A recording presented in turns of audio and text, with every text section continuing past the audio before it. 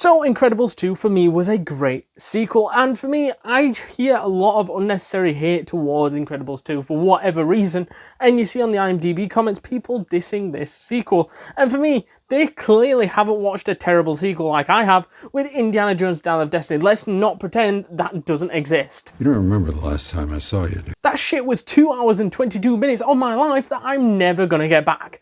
Thank you a bunch, fucking Indiana Jones 5. On Incredibles 2, you would have thought that the 14-year gap in between the two movies would have affected the movie somehow, because they replaced two of the main cast members, if you would, of the characters of Rick, Dicker and Dash, and they seemingly get away with it in this film because you don't really notice too much, and it feels like, oh, they've replaced them, obviously, but you just sort of get along with it, and the story's good and compelling enough to the point where I don't really give a shit. It feels like the same characters that you grew to love in the first one, and yeah, you can still follow the tracks of what they're trying to tell and what story that they're trying to put across to you. I think the main thing of delving into why the supers went underground was phenomenal. I loved it in this film because in the first one, we weren't sure if they went underground because they all had families, they all didn't want to be killed by villains or had enough. And it just felt like that weren't really explained in the first one. Whereas this one explains why supers went underground for so long, as the public had lost faith in the superheroes and blamed them sometimes for the amount of destruction that they were causing, because even in Incredibles 2, after the Underminer does what he does and the Incredibles try to stop them and Frozone, they cause more havoc trying to stop the problem than the actual problem itself. And they were making the argument that the insurance would have covered the cost of the damage. But with the Incredibles getting involved, they couldn't do that, obviously. And I think that element of destruction and the public's lack of belief in them was a great way to explain why they went underground. And I think bringing back Elastigirl to do the missions to gain the public trust again was probably the best option, because if you'd have put Bob in there, he would have just been destroying up the gaff and absolutely destroying more buildings and things like that, going around like Incredible Hulk or some shit.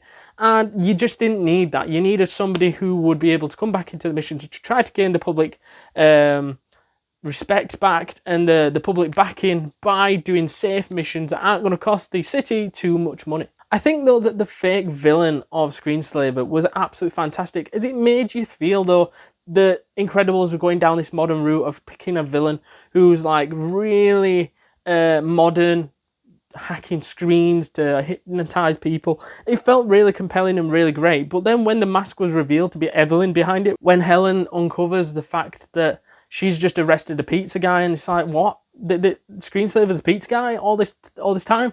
Doesn't make sense. The things don't add up. She looks in deeper and it's Evelyn behind it all. And Evelyn's got a plan to basically get superheroes banned forever and destroy the public perception of superheroes. As when her father was getting robbed, he relied heavily on superheroes to bail him out of the shit. And that one time when he was getting robbed, he called Gazer Beam, he didn't answer, and then he paid the price of his life. And he could have hid away, he could have gotten away from that. However, he chose to call the superheroes, and that stupid decision then cost him his life. And I think that thing that stuck in Evelyn's mind was the fact that if it weren't for superheroes, he probably would have lived. And she blamed superheroes, and that story, that backstory for Evelyn was absolutely fantastic, and really is like a catalyst to make her a villain. And you can see why Incredibles 2 was so good with her as a villain. And I think it was great seeing how she wanted to bring back the superheroes, put them as a great public perception just to shut them down again, and make all the superheroes hypnotized to destroy stuff, to absolutely destroy the public perception of superheroes, to make sure they never come out from underground ever again. And we know that in the past, in film history, that revenge angles can either go really well in Incredibles 2 and really terrible, like we saw in Jaws the Revenge.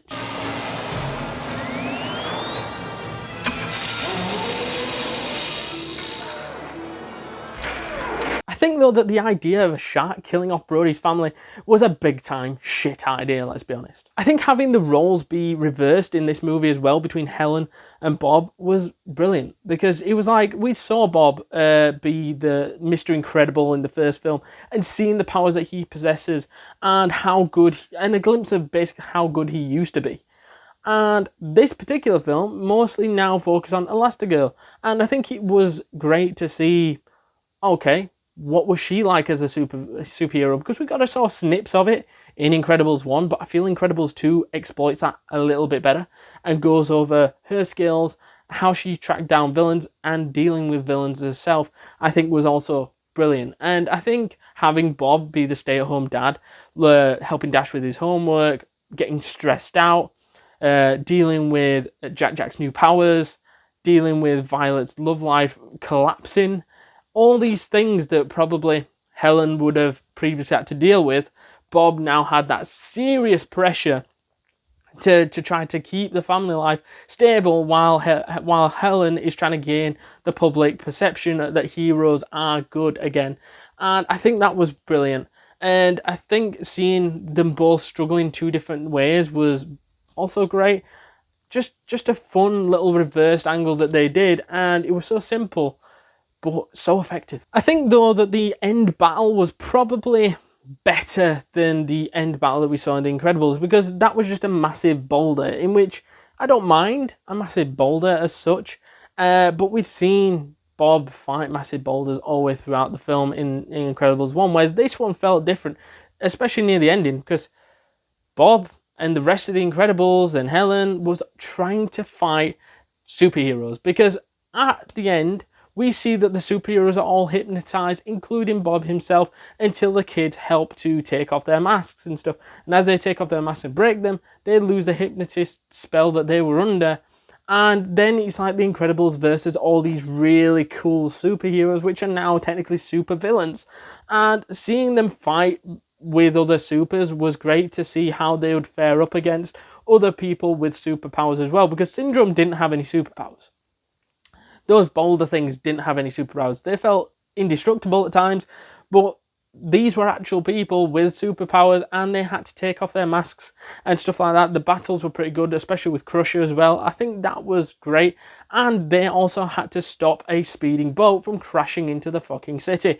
That was also pretty interesting. And whilst Bob was trying to stop the ship from crashing into the city, you also have the other side of the coin of Evelyn battling it out with Helen up in the sky, and in such a dramatic sort of fashion where it looked like Helen was probably going to lose the fight because the oxygen got sucked out of the ship, until Helen battled out with Evelyn and managed to stop her in her tracks, in which was a fantastic ending for the film, letting the superheroes be victorious and get that public's perception that they're trustable once again. And I cannot wait for Incredibles 3 to see where the franchise can go next. Before we jump back into this video, guys, please do us a massive favour and smash that subscribe button, because you do not want to miss a thing this week, next week, and the week after, because we've got tons and tons of content planned for you guys, and you can do us a massive favour by smashing that subscribe button, joining the community, getting updates to all the latest videos, from the YouTube shorts to the actual videos. It is well worth it, completely free, and you will not regret it. So to summarise Incredibles 2 then, for me, I think this is easily an 8.4 out of 10 and a classic film. Please let us know down in the comments down below what your thoughts are of Incredibles 2, good, bad, terrible, amazing. Let us know all that jazz down in those comments down below, and if you haven't yet seen our movie review on The Incredibles, please check that out right now.